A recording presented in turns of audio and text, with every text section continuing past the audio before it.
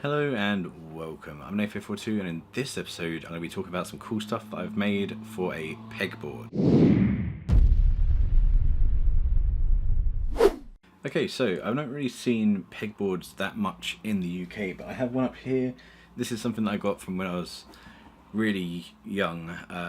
It was actually on the back of like a little workbench thing. I think it was kind of like an American style workbench with a little vise, you know, like a woodwork one. But it was tiny, it was literally about this wide, because it was to be used by probably like a 5 to 10 year old. Don't know why I had it, but I had like loads of other cool tools with it as well that you could use with wood and stuff like that. So like there was a hammer, like a hacksaw and stuff like that.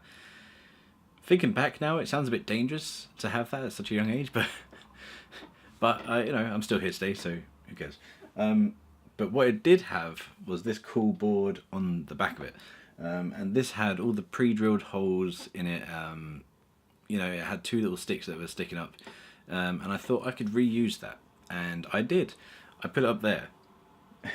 Now, I did all of this myself. I cut the board down so it would fit in between my two shelf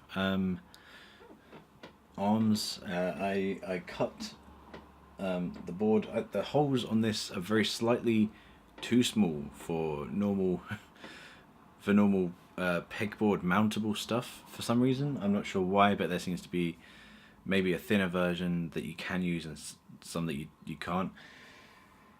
But either way, they do seem to be the same distance apart, so they're all, it's inch squares, so maybe about 2.5 centimeter squares on the board, and each hole is the same size. But what I can do, or what I have been doing, is getting a little drill bit, drilling through just very slightly, and then you can put stuff through the hole. So as you can see here, I do have a few things in there. I'm just going to show you these models on the screen now. There's loads of different stuff in this kit. Just so you know, there was like loads of things to hold like drill bits, like screwdrivers and stuff like that. Like a big array that you can use to hold loads of different screwdriver sizes and, you know, that kind of stuff, which I think is really cool.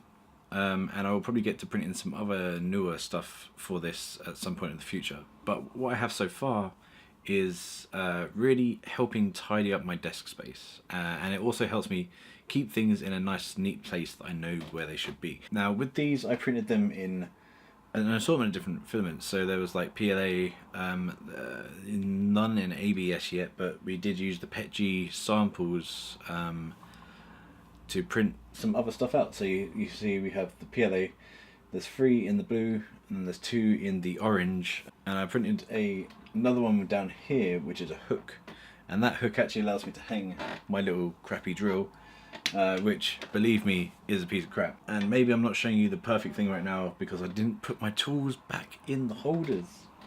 Oh no. There you go, that's a bit better. So I have my scraper, which was actually from the Vector Free toolkit that came with the pack. I have my digital calipers, which are pretty cool, they're pretty useful as well. Then I have 3 different types of you know, cutters, grabbers, and the needle nose pliers as well. And then I have the drill. And the drill is pretty cool.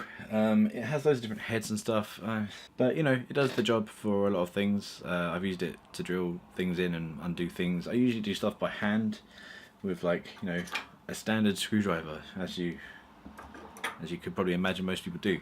But anyway, that helps transform the area around here to look a bit more like a workshop. And I mean, as I think I said before, these things aren't very commonplace in British workshops, as far as I know. Not home workshops anyway, not that I've seen. But anyway, that about does it for this video. If you found any other cool, useful stuff that you can use with the pegboard, let me know in the comment section below. Don't forget to subscribe, follow me on Twitter, @NEJE A8, and thanks for watching.